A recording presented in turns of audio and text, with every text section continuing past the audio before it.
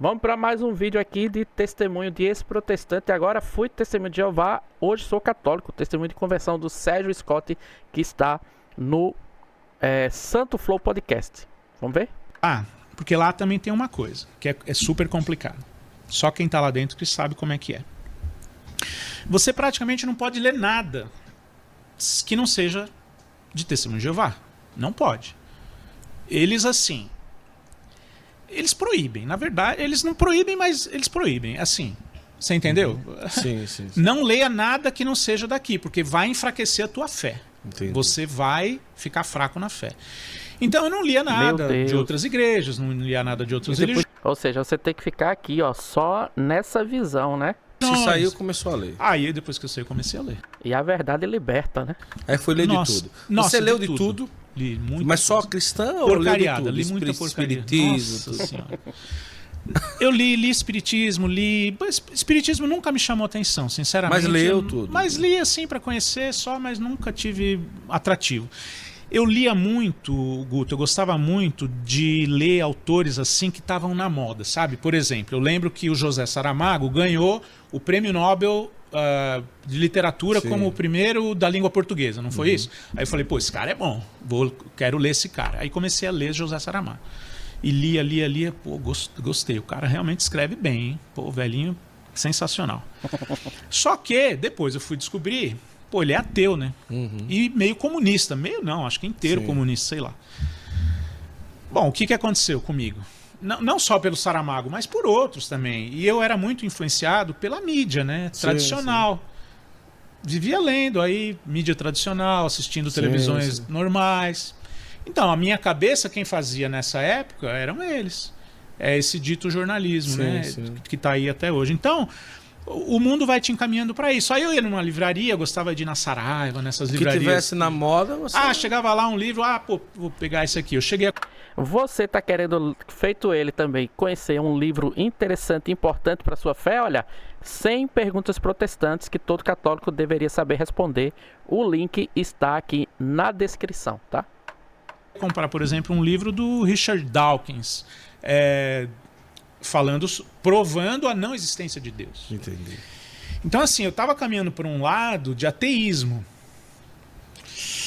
Complicado, né? Porque também aí eu começava a pensar assim, poxa, eu dediquei a minha vida inteira para uma religião que depois eu descobri que se falava que era verdade, mas depois eu descobri que não era verdade.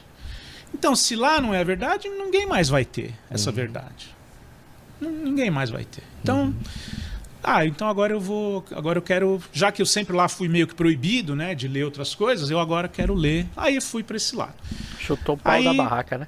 Eu lembro de até hoje, minha irmã tentando me convencer a não ser ateu. Eu falava, não, mas não é possível. Como é que pode acontecer isso? Deus permite o sofrimento, isso, aquilo. Aquelas coisas. As perguntas de sempre. Aquela conversa, exato. Aí minha irmã, né? Não, mas olha, poxa, pensa isso, pensa aquilo. Então você vê, eu acabei indo para esse lado do ateísmo, porque eu não via uma esperança, eu não via mais para onde eu ia, né? Mas o que acontece? Quando as crianças nascem, parece que você dá uma acordada, né? Deus coloca, né, a mão na tua vida, muitas vezes usando os filhos, né? Isso. Porque é uma vida que chegou... E agora? Agora você tem que ter responsabilidade. Muito, tipo, né? Sim, e o que é que eu vou colocar na vida dos meus filhos como base, como valor, como... A pessoa começa a se preocupar nesse sentido, né? Sem dúvida. Bom, aí tá, com as crianças, a gente começou, vamos dizer assim, a ter uma vida mais regrada. Certo. Né? Então, ficar mais em casa, não sair tanto, né? E não viajar tanto, e por aí vai. Então, só que esse lado religioso tava uma tristeza, né? Porque tudo bagunçado. Não tinha fé, não acreditava em nada. É só coisas materiais, é só trabalho, é só diversão, cinema, futebol. Né? Então, assim, a vida vai, parece que ficando sem sentido, né? São Paulo fala, né? Se Cristo não ressuscitou, Comamos e bebamos, porque amanhã vamos morrer. Então aproveita esse restinho de tempo que você tem aqui, meu filho, e acabou, né? Então a minha vida era mais ou menos assim, né? Como é que tudo começou a dar um giro, né? Então, aí foi assim. Agora aqui a parte que a Tarsila é muito importante, porque ela percebeu primeiro do que eu algumas coisas, né? Eu não sei se você lembra, Guto, ali, acho que 2015, começou aquela história do impeachment aqui no Brasil, né? Sim, da ex-presidente e tal. E a gente, né, aquilo, assim, lá em 2013 começaram umas manifestações, aquela história dos 20 centavos também, né? E aí 2015 parece que também aumentou um pouco mais. E aí a gente começou a se interessar um pouco mais por esse assunto, porque política a gente nunca se interessou, né, na verdade. Nunca. O que tiver, a gente vai levando nossa vida e pronto. Eles não atrapalhando muito, né? A gente pensava assim, eles não atrapalhando muito, tá bom demais. Mas só que ali a gente começou a tentar entender um pouco melhor, né?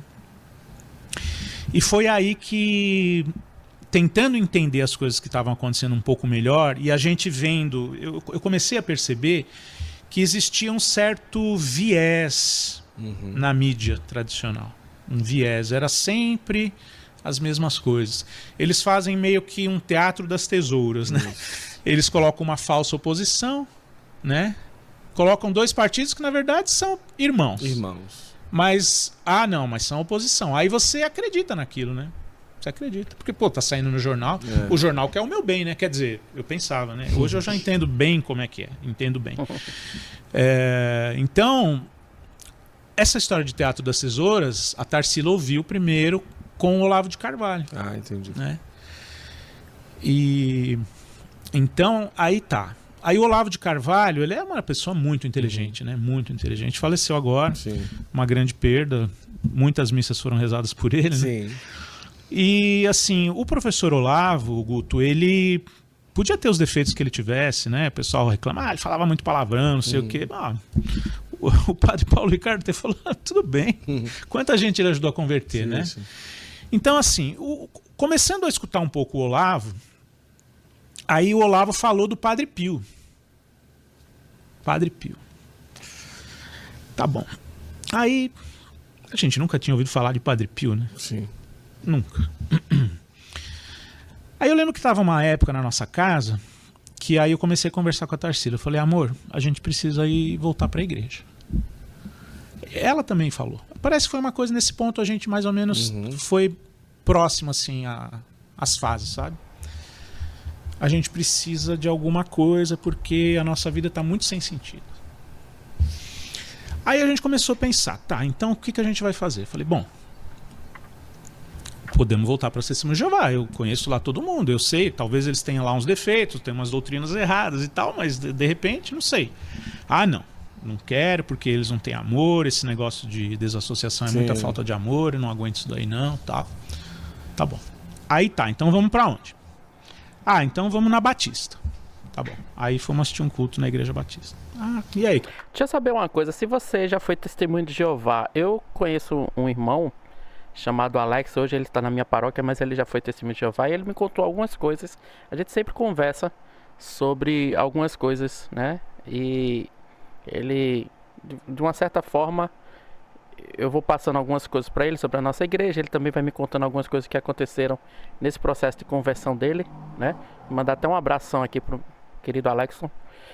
E se você é Testemunho de Jeová, você foi Testemunho de Jeová e se converteu à Igreja Católica, conta aqui pra mim como foi esse teu processo, tá certo? O que achou? Legal, tá bom. Não, vamos conhecer outra agora. Aí fomos na Presbiteriana, lá na Avenida Paulista. Aí fomos no culto da Presbiteriana. É isso, fiquei lá escutando o culto, o pastor até fez um bom sermão e tudo, assim, falando as coisas da Bíblia e tal. Tá bom. Mas e aí? Não sei. Vamos conhecer uma outra. Aí, sei lá. Aí eu também já falei, então vai você. Porque e me disse como é. Depois você me fala, exato. Aí já não fui. Na terceira ou na quarta já tava meio cansado. Falei, acho que não vou não. Aí eu lembro que um belo dia eu cheguei pra ela e falei assim, querida, eu e meu irmão já tinha se batizado na Igreja Católica. Certo. A gente foi no casamento dele, no segundo. E aí eu falei assim para ela, por que a gente não tenta ir na igreja católica? Ela parou para pensar. Porque é a única que a gente nunca considerou. Por que não a igreja católica? Ah, não gosto das imagens, isso, aquilo. Não sei. Agora a Sofia riu, ó. Agora a Sofia riu. Não gosto das imagens. Não, assim, cada uma tem um defeito, né? Mas peraí, então... Tá, então vamos fazer uma coisa? Então vamos rezar, vamos pedir para Deus. Foi uma ideia que a gente teve. Então vamos rezar e vamos pedir para Deus. Deus, nos ajuda a encontrar a tua igreja. Nós queremos a tua. Sim. Bebeu mais água. Aí, Guto.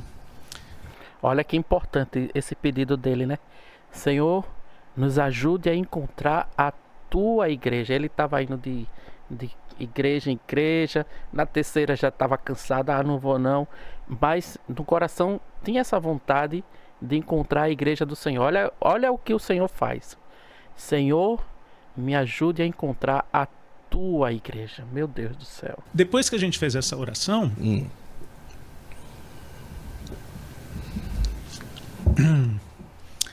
as coisas começaram a acontecer.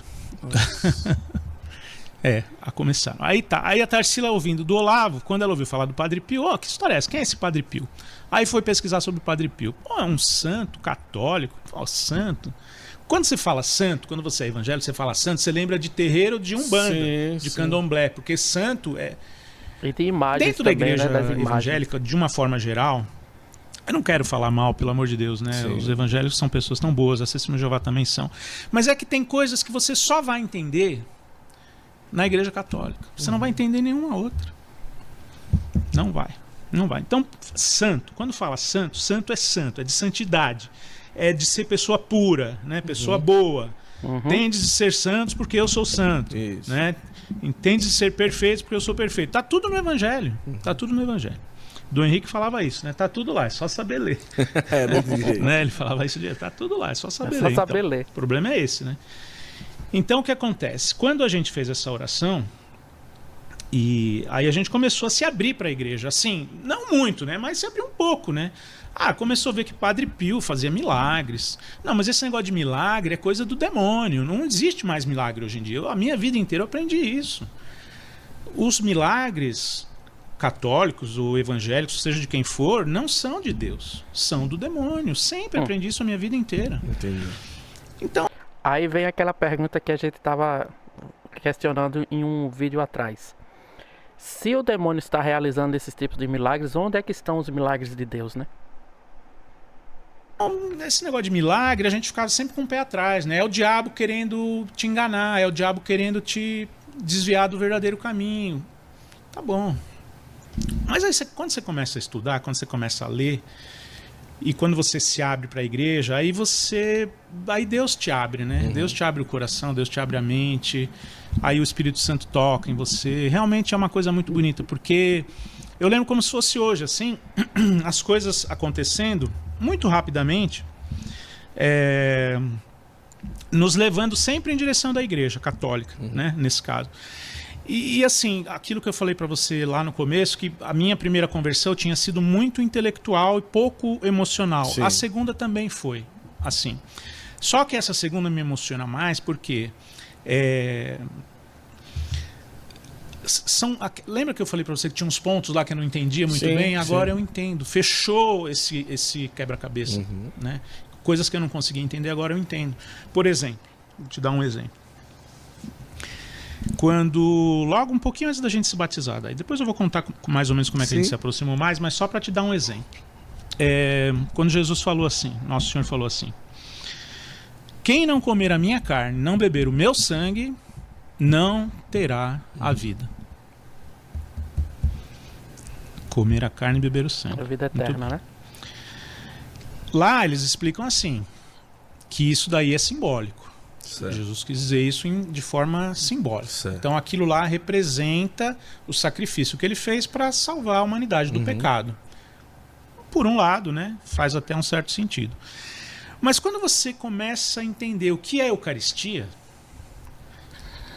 você está comendo e bebendo o sangue e a carne de Nosso Senhor Jesus Cristo. Aquilo não é simbólico. Aquilo não é simbólico.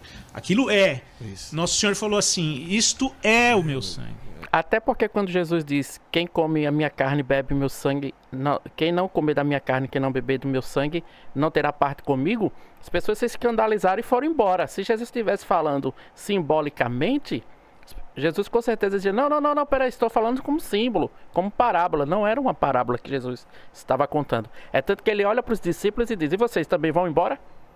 Se quiser, pode ir embora também, mas a verdade é uma. A verdade é esta.